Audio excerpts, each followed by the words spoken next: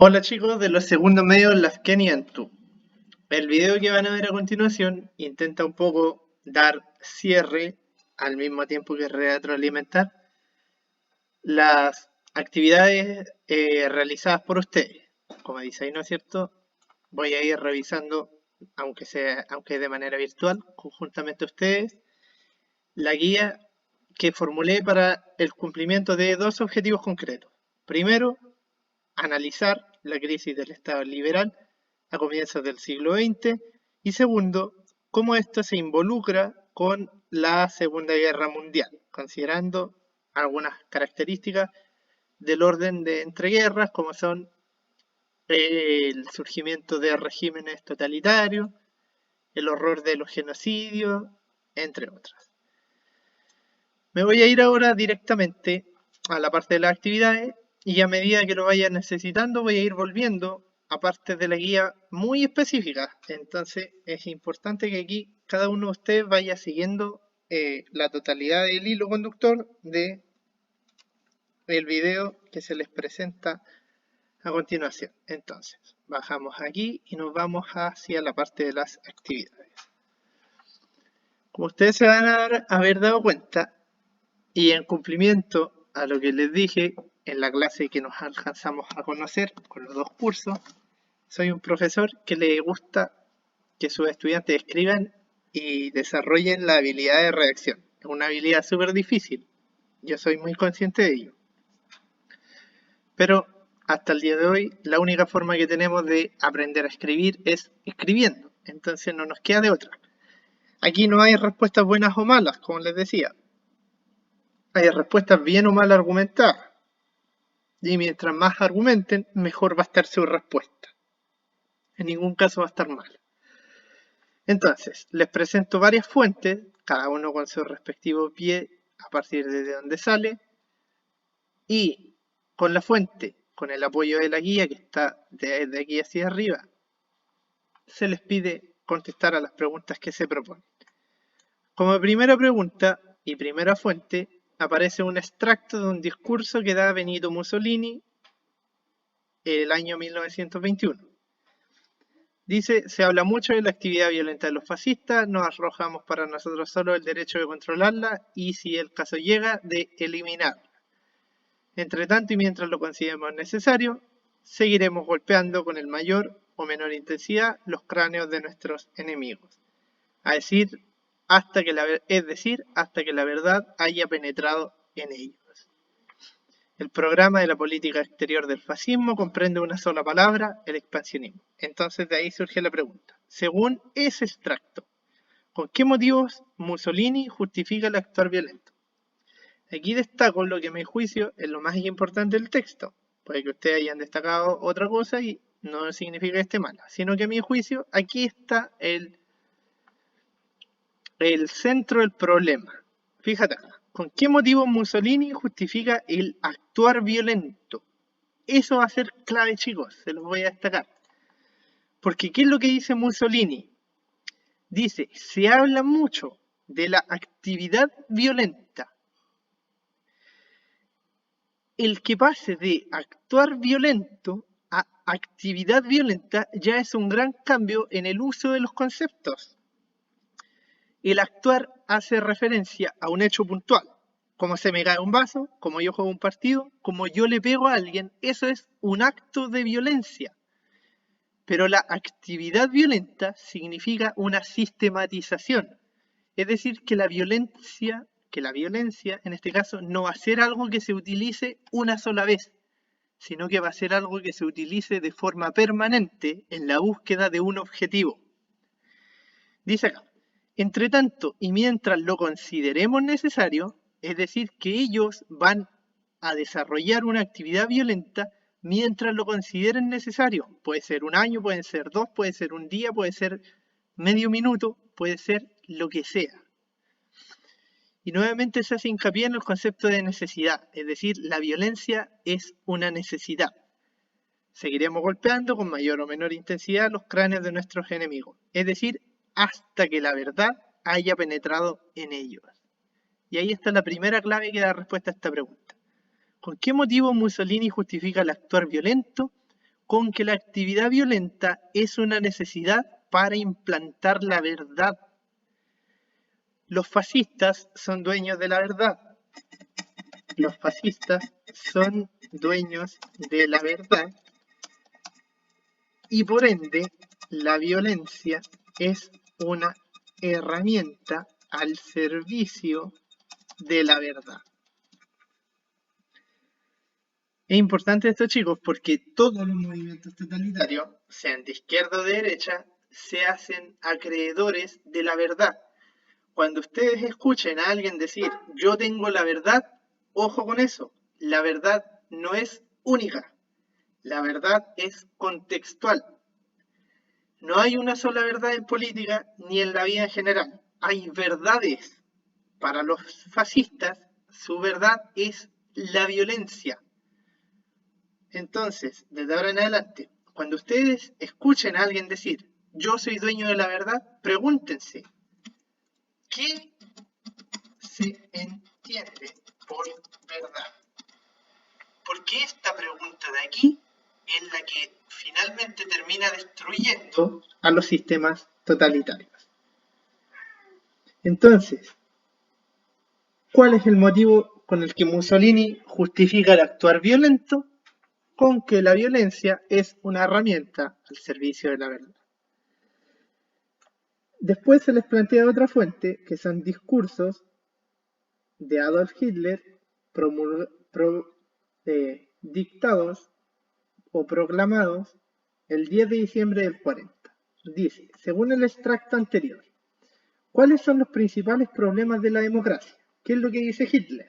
Esto no lo digo yo.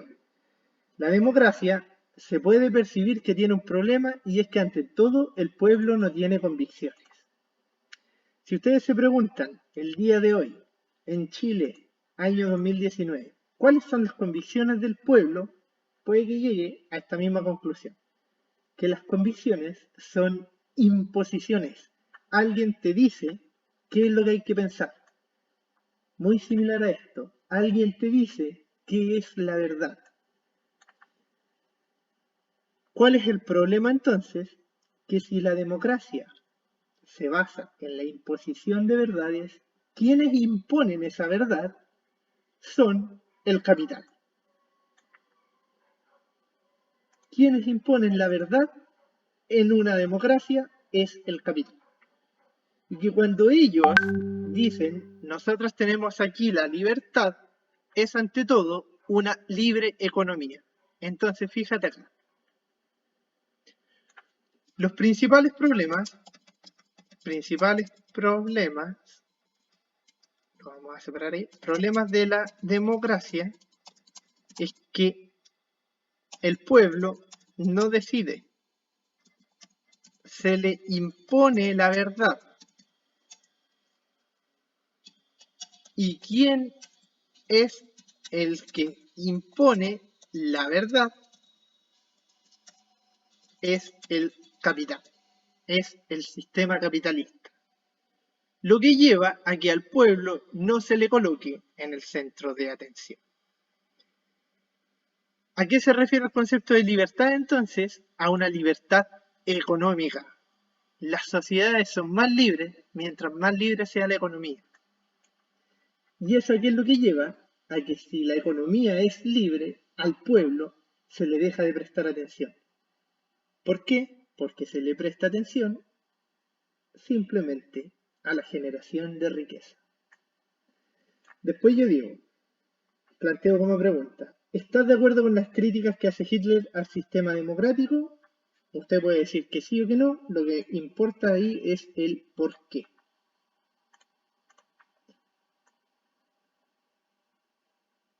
Una de las últimas fuentes habla de acuerdo a lo que es el Gulag.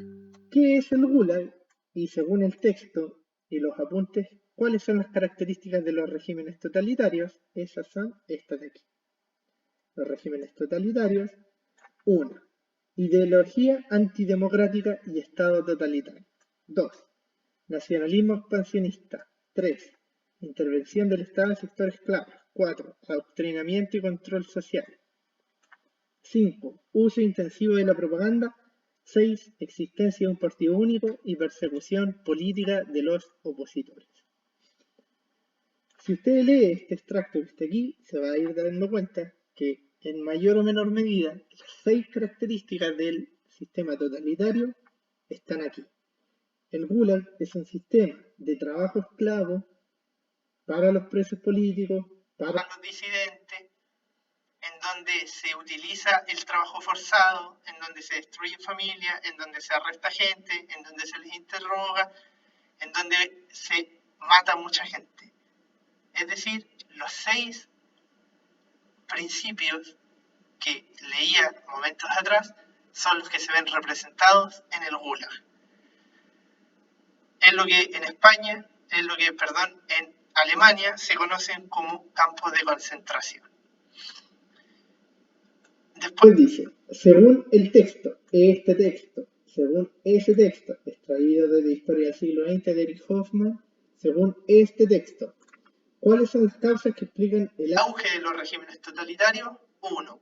La agonía final del sistema capitalista. 2. Movimientos y obreros reformistas. 3. Problemas económicos. 4. Una clase obrera cada vez más revolucionaria. Esos 4 problemas son los que finalmente llevan a exigir implantar mano dura. Esos problemas, más la crisis económica de 1929, crisis producto de la liberalización de los mercados, que la gente podía hacer lo que quería con su plata, lleva a querer mano dura. Esa mano dura entonces, esa mano dura es lo que se conoce como totalitarismo, con diferentes características según el país, pero al final mano dura igual. Los sistemas democráticos, fíjate acá, los sistemas democráticos no pueden funcionar si no existe un consenso básico entre los ciudadanos. Entonces, los regímenes totalitarios surgen cuando la sociedad pierde el consenso, cuando deja de dialogar y resolver los problemas hablando. Cuando se empieza a exigir mano dura es cuando ponemos en riesgo la democracia.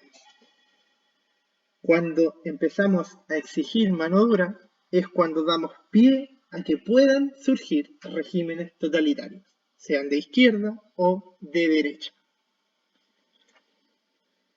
Según lo leído entonces, y su propia opinión, esto es clave, chicos, yo aquí les pido sus opiniones, no lo que yo pienso.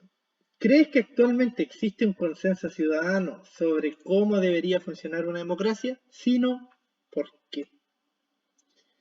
Finalmente, ya como última pregunta, según el texto, ¿cuáles son los factores que constituyen el totalitarismo?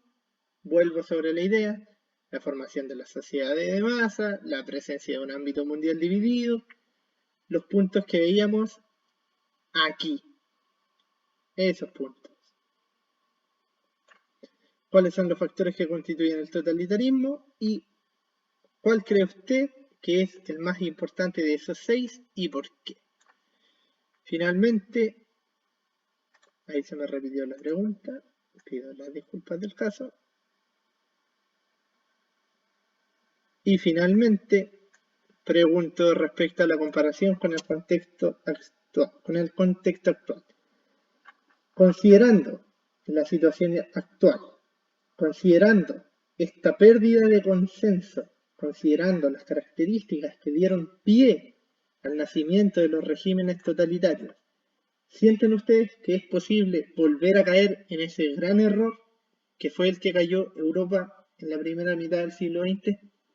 ¿Sienten ustedes que hoy en día está en riesgo la democracia? Si no, ¿por qué?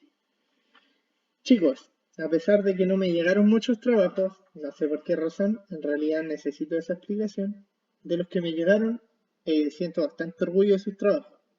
Están bastante buenos y dan pie a muchas discusiones de esto en clase.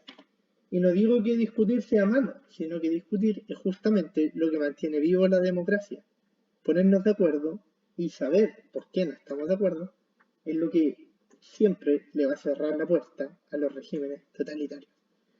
Chicos, espero que este video les haya aclarado y les haya ayudado un poco a entender qué era lo que se esperaba de la guía, qué es lo que se esperaba del trabajo de ustedes y qué es lo que vamos a trabajar cuando nos volvamos a ver en clases presenciales. Chao chicos, un abrazo.